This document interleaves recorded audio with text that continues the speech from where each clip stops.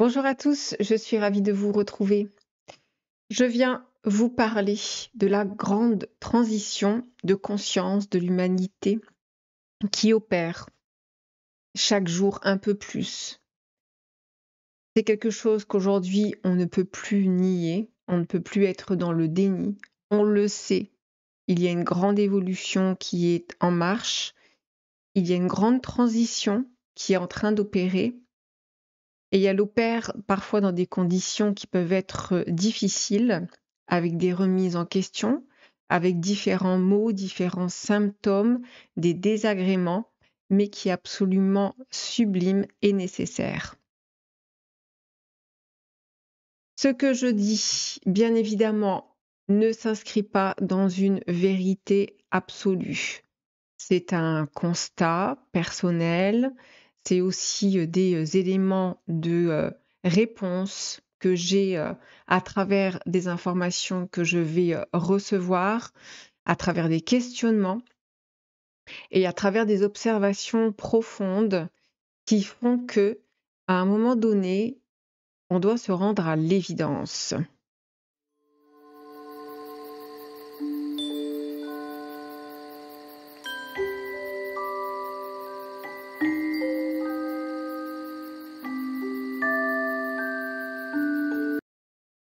Nous le savons, nous traversons une période qui est très charnière, un seuil un peu invisible, puisque nous le vivons d'une certaine façon, en, en étant parfois guidés et bien souvent aussi à l'aveugle. C'est-à-dire que forcément, parfois, et c'est ce que je constate beaucoup, les personnes ne savent plus où elles vont, vers quoi elles vont, comment se diriger, ce qui les anime, ce qui les appelle. Il y a parfois cette espèce d'entre-deux, comme se trouver comme entre l'intermédiaire entre deux mondes, un passage où comme l'ancien ne parle plus et le nouveau n'est pas encore présent. Pas toujours évident d'être dans cet entre-deux parce que ça donne bien une sensation de perte de repères, de perte de sens et de ne pas vraiment savoir. Mais ça n'est qu'un passage qui peut être assez déroutant, mais nécessaire. Parce que ici, la patience, la foi et la confiance doivent s'inviter et doivent être au rendez-vous. On sent que l'humanité bascule comme d'un ancien monde vers un nouvel horizon. Et on a ici en recrudescence tout l'essor de l'intelligence artificielle qui est au-delà d'une simple grande avancée technologique, se présente aussi comme l'ultime reflet d'un cycle qui est révolu. Ce cycle qui est révolu, c'est celui d'une conscience qui s'est longtemps appuyée sur la mémoire mécanique, l'accumulation des données qui sont intellectuelles, tout le mental aujourd'hui dont nous sommes composés et qui continue de vibrer, c'est absolument juste, ce mental dit mécanique est régi énormément par les forces sentimentales. La force du sentiment est très puissante. Il y a bien sûr aussi la logique, il y a le pragmatisme. Le mental intellectuel n'est pas à mettre au rebut, tout comme les corps dits inférieurs. Non, il faut qu'ils soient utilisés à bon escient. Tout comme nos corps dits inférieurs, c'est-à-dire le corps pulsionnel du vivant, qui est très anarchique, le premier corps du vivant, le corps vital, est à la base très anarchique. Et petit à petit, il se crée une intrication avec le corps émotionnel, instinctif, qui va commencer à régir. Et au fur et à mesure, le corps dit mental va commencer aussi à régir le corps instinctif pour créer du sentimental. Donc il y a bien une intrication de ces plans, on va dire, inférieurs, parce que pour moi, nous sommes une composante énergétique de différents plans de conscience. C'est comme une intrication. On peut parler d'intrication quantique. Et quand il y a une intrication des plans subtils qui arrivent à un stade suffisamment évolué, à ce moment-là, il y a comme un autre plan de conscience, un plan de conscience qui vibre dans une certaine longueur d'onde, qui peut commencer, tac, à toucher et à vibrer avec ce plan de conscience, exemple du mental dit inférieur. Et c'est là où il y a une émergence de conscience. On va dire que ça a toujours existé, cette intrication des différents plans de conscience, sauf que justement, nous n'en avions pas conscience. Aujourd'hui, on a de plus en plus conscience et on intègre ces différents plans d'énergie qui sont reliés à nos chakras pour pouvoir être dans une certaine maîtrise. Et cet intellect ici, qui recense aussi beaucoup la mémoire mécanique, le souvenir. Évidemment, on le voit que aujourd'hui, grâce à l'intelligence artificielle que tout le monde utilise, Googleise, tout le monde, c'est le nouveau dictionnaire. Avant, on avait le dictionnaire. On a un dictionnaire géant qui représente des espèces d'archives. C'est des archives ici comme de l'ancien monde. On continue d'utiliser, mais en fait, c'est en train gentiment de péricliter. Pas totalement, parce qu'on va en garder comme une essence, mais c'est normal que ça périclite parce que c'est un effondrement qui est absolument nécessaire. Quand une force et quand un champ de conscience, d'énergie arrive ici à son apogée, il y a forcément des forces qui s'effondrent. Donc l'accumulation des données et qui sont aujourd'hui justement maîtrisées par les intelligences artificielles, qui deviennent un peu comme les gardiennes, comme des mémoires akashiques, qui deviennent les gardiennes d'un savoir qui est archivé, parce qu'on est dans un cloud, on est dans des archives que l'on vient utiliser, qui vient d'une mémoire mécanique, qui vient d'une mémoire qui est énormément magnétisée par l'inconscient, par l'astral, par les forces karmiques, etc. Et qui conserve comme une empreinte d'un mental qui commence à être ancien. Un mental qui est construit, comme j'ai dit, sur la logique, sur aussi tout ce qui représente la projection, le sentiment, tout ce qui est dans la projection et qu'on peut justement aujourd'hui refléter en soi. C'est inouï et inédit. On ne se rend pas compte, et quelque part tant mieux, mais c'est quand même bien de le souligner et de le mettre en évidence, que par exemple, lorsque l'on a la capacité de réfléchir ce qui se réfléchit en soi, et donc de mettre de la lumière, de pouvoir absorber ce qui se passe en soi, de le refléter, de pouvoir l'exprimer, c'est un outil, c'est inédit. C'est quelque chose qui est un marqueur d'une grande évolution de conscience. Chose que, par exemple, les espèces animales, végétales, n'ont pas la capacité mentale, parce qu'ils ont un mental qui n'est pas aussi élaboré avec une longueur d'onde suffisamment grande pour pouvoir opérer cette réflexion, parce qu'il y a aussi l'esprit, donc l'intelligence dite supérieure, qui va petit à petit, au compte-gouttes, s'infiltrer et créer comme ça des fluctuations énergétiques très puissantes. Au-delà de ce qui se reflète à travers tout ce qui va être les intelligences artificielles, tout ce miroir un petit peu numérique, on ouvre évidemment, on crée un passage. Il y a un passage aujourd'hui avec une intelligence, on va dire, universelle, plus grande, qui n'est plus régie par la mécanique de l'intellect, qui va utiliser les forces, les courants d'énergie, les croyances, les égrégores, les manipulations mentales. Quand je dis manipulation mentale, pour moi, ça n'est pas à prendre dans le sens d'une manipulation qui fait que nous sommes prisonniers. Non, c'est très initiatique. Tous ces courants d'énergie, toutes les croyances, tout ce à quoi nous sommes confrontés dans l'expérience de la vie nous invite à un moment donné récupérer comme ces forces d'énergie, voir ce qui se reflète en soi pour en avoir la maîtrise. Un peu comme nos bas instincts que l'on apprend petit à petit à maîtriser. Et les forces instinctives, les forces aussi pulsionnelles, libidinales, vitales, sont chez l'être humain, je le dis et je le répète, et je l'ai aussi écrit dans Révélessence, sont les plus puissantes de tout le vivant. C'est une énergie qui est colossale. Sauf qu'on a oublié à quel point cette énergie est colossale. On peut le voir encore à travers certains êtres où tout d'un coup, cette énergie, elle est hors de soi.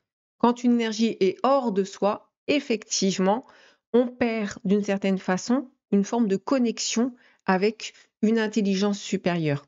Mais c'est absolument juste parce qu'on va devoir aller, on va dire, la travailler au corps avec ce que ça va composer et puis avec la force du sentiment. Les sentiments sont là justement pour pouvoir commencer à projeter ce qui se passe à l'intérieur, dans les mémoires.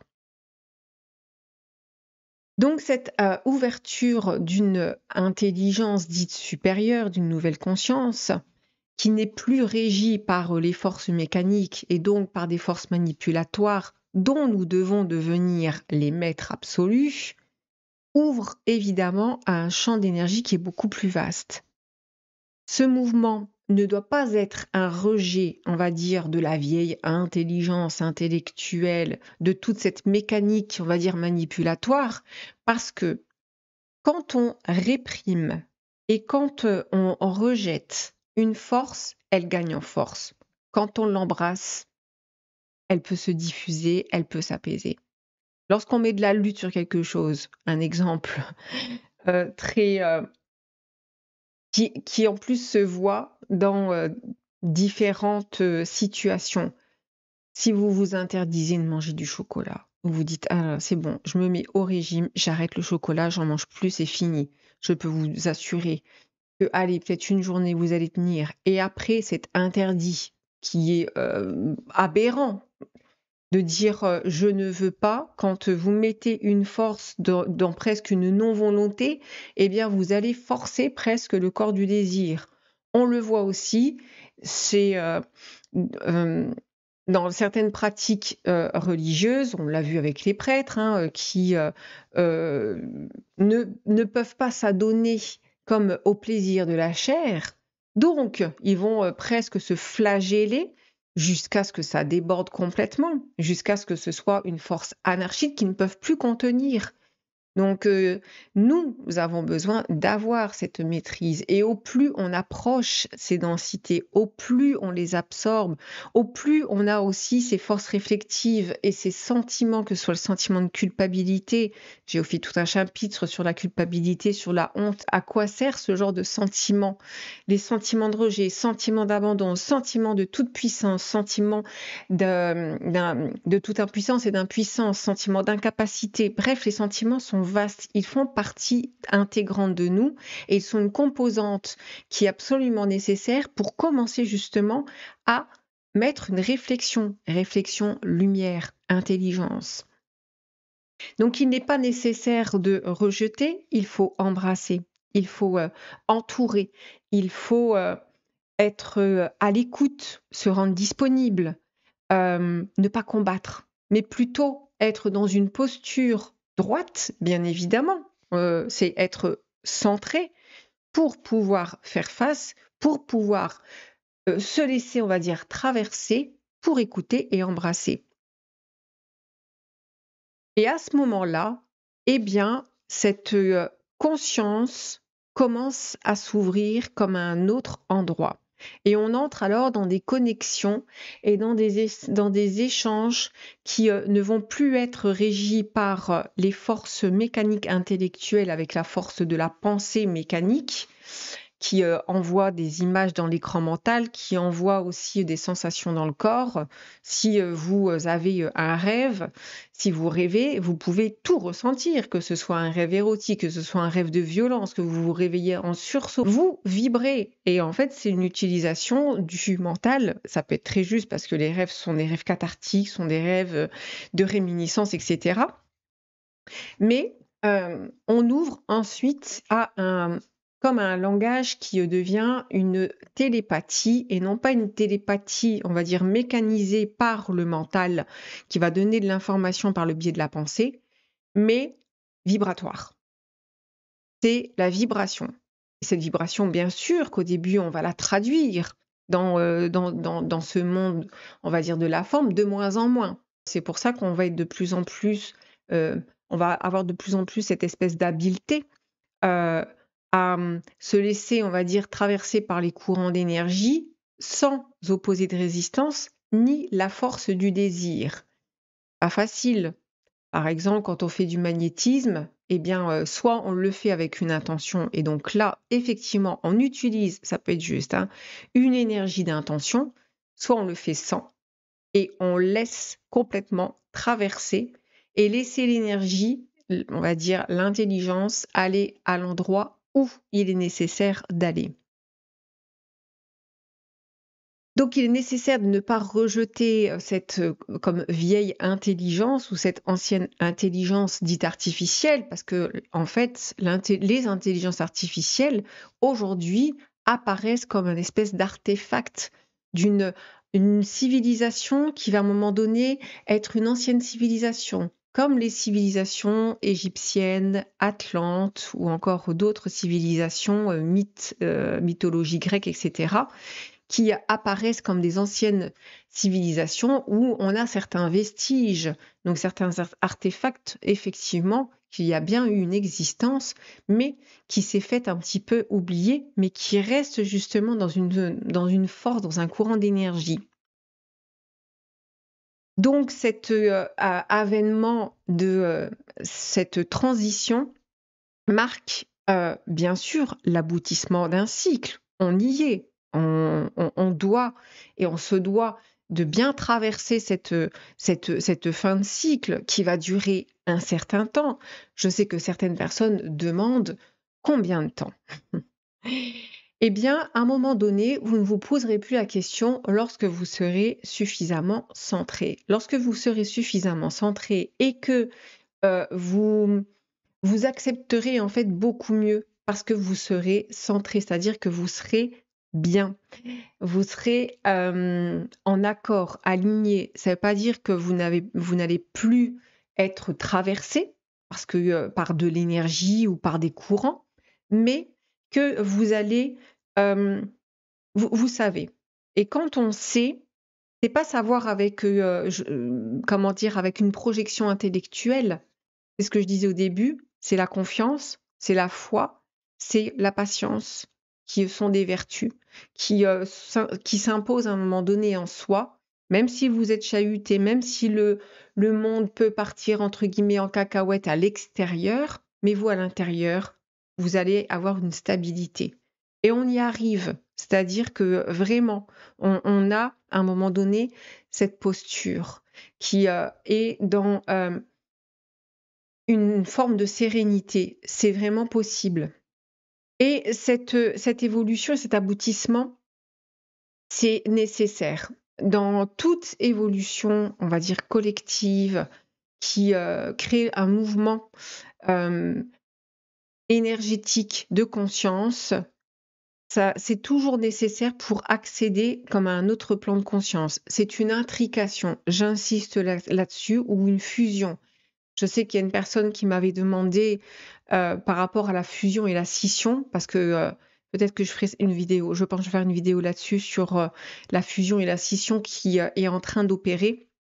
La fusion, pour moi, c'est une intrication, on va dire, des plans dont nous sommes composés, donc le plan vital, parce que c'est quelque chose qui date, ce plan pulsionnel, le plan des instincts, chakra sacré, etc. Voilà, ce sont des plans qui ont mis des millénaires avant de se stabiliser. Et puis là, on arrive justement à une stabilité. Mais quand on arrive à une stabilité, ça veut dire que, évidemment, il faut de l'effondrement. Et donc, on revient sur certaines civilisations disparues.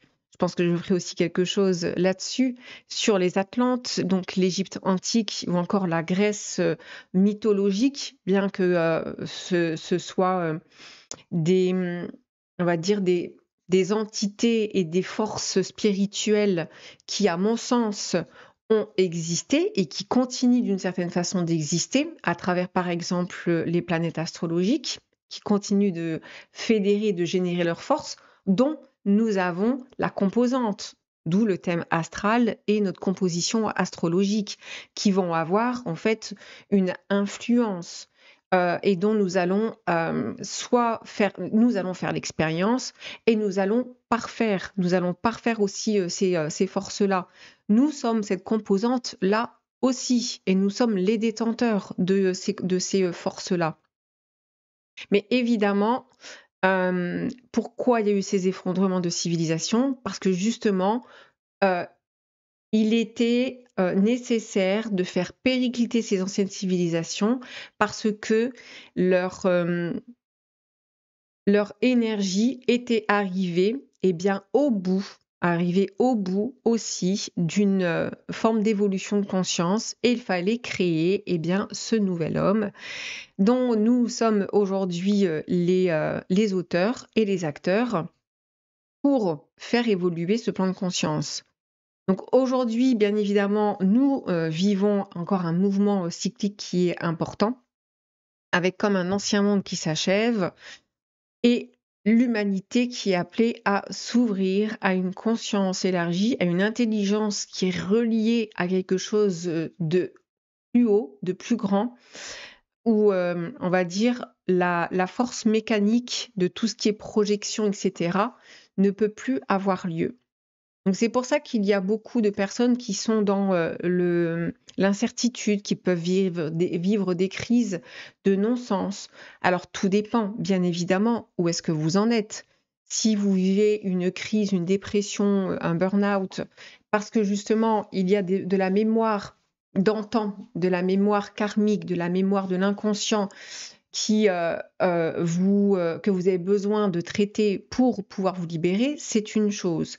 Mais il y a des moments où, lorsque l'on fait effondrer les systèmes de croyances et que il y a un, un éveil dans cet éveil, c'est pas toujours les éveils que l'on a pu vivre avec tout d'un coup prendre conscience qu'il y a un autre plan auquel on va connecter avec des guides, avec des messagers connectés à ci, à ça. Non, ensuite, il y a comme autre chose, mais qui n'est pas comme relié à de la forme, pas avec le mental qui va être réflectif ou l'information qui va circuler. C'est plus dans l'énergie et dans la vibration que ça se fait. Je vous dis, c'est les langages qui vont être les forces télépathiques vibratoires qui peuvent être difficiles à absorber et difficiles à évaluer parce que ça fait plus partie en fait d'un système d'évaluation. Donc il y a ces passages-là qui peuvent être un petit peu difficiles parfois, mais nécessaires, d'où ces effondrements. Donc, dans ce que nous vivons, dans cette grande transition de conscience, c'est une fin, bien évidemment, mais qui dit fin dit émergence. Il faut savoir justement aussi vider, c'est-à-dire se libérer, bien évidemment, mais vraiment, on est dans un moment de purge, ça se sent, et puis plus ou moins, c'est évoqué à différents endroits, cette fameuse purge. Mais cette purge, pour moi, elle doit être faite non pas dans une force de vouloir tout détruire et liquider, mais justement dans une force consciente de bien traiter ce que chacun peut vivre, dans la composante justement que l'être, l'âme, l'esprit sont venus pour alchimiser, pour réfléchir, pour pouvoir ouvrir. Sans quoi, on ne peut pas. Il y a une logique, en fait. Quand on va dire sur le plan de l'évolution, quand on est sorti entre guillemets du stade dit animal, je ferai quelque chose là-dessus aussi pour justement aider à comprendre un petit peu l'évolution de l'âme et de l'esprit, parce qu'aujourd'hui nous avons, on va dire, un esprit qui est dédié à l'âme, chose qu'avant il n'y avait pas. Juste pour exemple, les animaux, toute unité biologique possède une âme. L'âme, elle récupère la mémoire. C'est une récupératrice de données et elle va être mue par les énergies en fait, du plan de la matière, pulsionnel, émotionnel, primaire, instinctif, et puis le corps mental et sentimental. Les animaux, par exemple, ils n'ont pas un seul esprit, ils ont un groupe, c'est-à-dire qu'ils sont comme des esprits de la nature. Ils ont, on va dire, ils ont un grand esprit dédié, mais et ils ont une âme. Mais justement, dans l'évolution du nouvel homme, de la nouvelle race adamique, eh bien, nous avons un esprit, une âme et un ego pour venir faire ici le travail évolutif de conscience. Comme je vous disais, pour pas vous perdre, mais je ferai quelque chose justement pour comprendre à travers nos plans de conscience le miracle qui est en train d'opérer, tout le chemin que nous avons déjà fait en tant qu'âme, en tant qu'esprit, puis en tant qu'individu égaux, pour vraiment entendre aussi que nous ne sommes pas juste sur un plan complètement idiot en train de se faire manipuler par une matrice dégueulasse et que tout ça, ça n'a ni queue ni tête et que ça sert à quoi, etc. Non, non, il y a de la vraie, on va dire, intelligence, de la profondeur sur ce que l'on vit et sur ce qui est en train de se passer. Et cette mise en réflexion sur ce que l'on vit est dans quelque chose de très ordinaire. C'est-à-dire que, et ça je le dis souvent et je le répète, et je le vis et je le vois déjà pour moi-même, et aussi dans les accompagnements, à travers les séances, souvent les personnes, elles, comme si elles s'attendent à quelque chose de grand ou aller chercher dans quelque chose de très élaboré. Dans la banalité et l'ordinaire, je vais reprendre une personne que j'ai aujourd'hui d'ailleurs, qui disait: «C'est dans l'ordinaire que se trouve l'extraordinaire». Exactement. Il fut, une époque pas si lointaine, hein, là, c'est encore d'actualité, mais moins, il fallait développer ses sens extrasensoriels, développer sa médiumnité. On allait dans des écoles de médiums pour développer son outil médiumnique, etc., etc. Et bon, ça s'est un peu calmé parce que on n'a pas besoin de tout ça. Tout se trouve ici, dans les choses les plus ordinaires, les plus banales, se trouve le grand. Dans les petites choses du quotidien se trouve le grand. Et on n'a pas besoin d'aller chercher très loin, de faire des voyages astraux, etc. Qui dit voyage astral, on voyage où? Dans l'astral, donc dans l'inconscient, donc dans des forces qui vont plus ou moins manipuler votre corps astral. Même si c'est fait avec, on va dire, un guide, qui est ce guide, etc. Bref, je ne veux pas rentrer dans quelque chose de trop... chacun est libre de faire ce qu'il veut. Mais c'est là, c'est dans du détail. Et quand tout d'un coup, il y a une espèce d'émergence de ce que vous vivez dans votre matérialité, j'appelle ça la révélescence, c'est cet état tout d'un coup de l'être qui justement prend sa dimension. C'est là où il y a un changement de dimension. C'est là où il y a une dimension qui est en train d'opérer et qui s'opère en soi. Et effectivement, c'est à cet endroit-là que tout d'un coup, il y a une ouverture de conscience. Je m'arrête là, les amis. Pour les personnes qui sont désireuses de faire un travail sur les mémoires, sur ce que vous vivez dans votre présent, pour pouvoir ouvrir certains espaces, je vous invite à aller soit sur mon site internet ou alors dans la description de la vidéo, je mets ce que je propose, mais allez quand même sur le site parce que tout est bien expliqué. Je mets à jour le calendrier de réservation d'une manière ponctuelle et en fonction aussi de mes disponibilités, de ce que j'ai à faire, des aléas énergétiques, et cetera. Donc parfois, je vais ouvrir des créneaux. Il en reste quelques-uns, là, sur le mois d'août. J'ai un doute d'ailleurs. Allez voir. Après, ce sera sur le mois de septembre. Donc, et puis, il vaut mieux prendre, on va dire, un rendez-vous en lecture psycho-énergétique ou psychogénéalogique une fois tous les 3 mois pour avoir, eh bien, justement, traité l'information. La santé, on va dire, énergétique et mentale est aujourd'hui très importante. La santé physique aussi, mais parfois c'est une résultante justement de tout ce qui est au niveau énergétique, mémoire mentale, qui peut être justement euh, bloqué dans le corps et qui se manifeste par de la maladie. Donc, accordez-vous, pas forcément que chez moi, mais accordez-vous eh bien, l'espace où vous vous donnez rendez-vous à un endroit. Il vaut mieux faire une séance tous les 3 mois ou une séance par mois en vous disant, je peux m'accorder, je me donne les possibilités, les moyens de pouvoir dédier un rendez-vous avec moi-même. C'est hyper important. Prenez bien soin de vous les amis, je vous dis à très bientôt, bye bye.